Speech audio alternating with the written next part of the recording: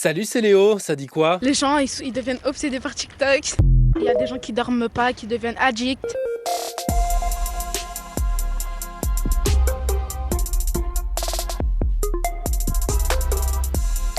Et finalement, c'est l'Union européenne qui a gagné, je t'en ai parlé plusieurs fois ces derniers jours.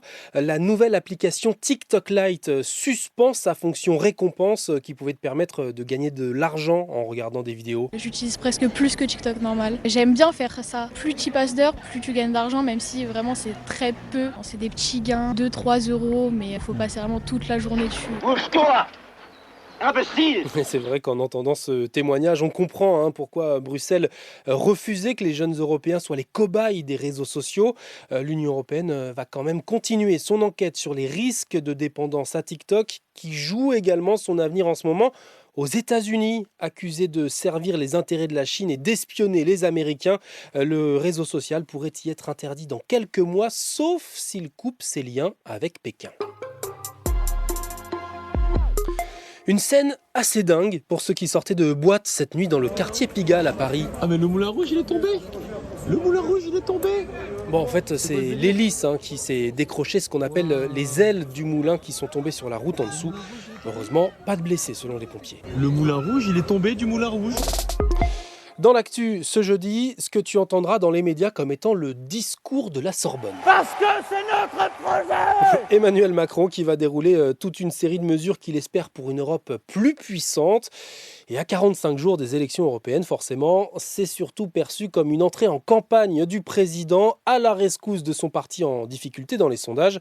Tiens d'ailleurs, pour pouvoir voter le 9 juin prochain, tu as encore une semaine pour t'inscrire sur les listes électorales si ce n'est pas déjà fait. Jusqu'à mercredi prochain, le 1er mai sur servicepublic.fr ou jusqu'au vendredi 3 mai dans ta mairie.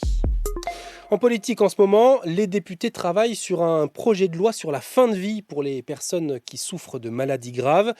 Et chose rare, une élue, l'écologiste Sandrine Rousseau, a partagé une partie de son histoire personnelle. Moi, j'ai aidé ma mère à mourir.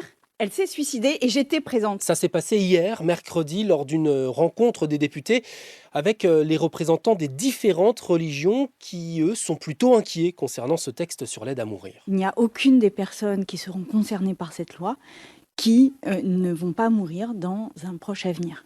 Et en fait, c'est ça qui me choque, c'est que, certes, il y a question de la mort, mais ce qui est absent de vos mots, ce sont les souffrances de ces personnes. Et en fait, en tant qu'homme d'église, en tant qu'homme de foi, eh bien, la souffrance a une importance. Et après ces travaux des députés en commission spéciale, le projet de loi sera débattu puis voté à l'Assemblée nationale à partir du 27 mai prochain.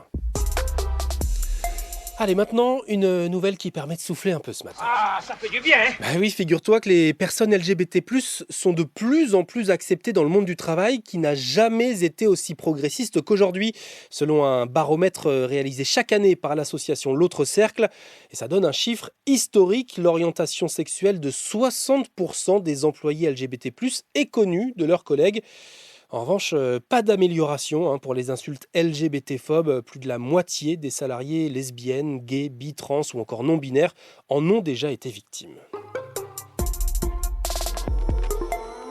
Et puis je voulais te parler ce matin de Toumaj Salehi. C'est pas la première fois dans Ça dit quoi pour cette star du rap en Iran, figure de la résistance contre le régime islamique. Il vient d'être condamné à mort.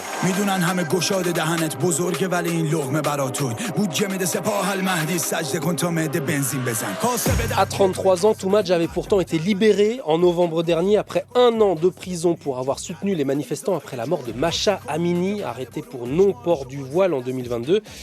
Mais il n'a connu la liberté que 12 jours, de nouveau arrêté à cause de cette prise de parole. J'ai été torturé. Après cette arrestation, ils m'ont cassé la main et frappé le visage. J'ai essayé de me protéger avec les mains, ils m'ont brisé les doigts.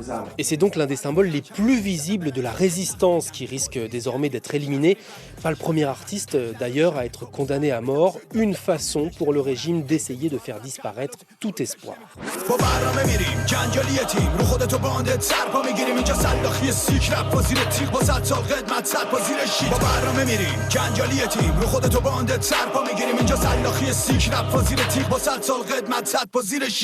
Allez, je te dis à demain pour débriefer la cérémonie des flammes ce soir, le rap français sur son 31. Pour le J. T'as mis le kimono? Ah ouais, j'ai mis le kimono, ouais, bien sûr. C'était Léo de France Info. Allez, ciao.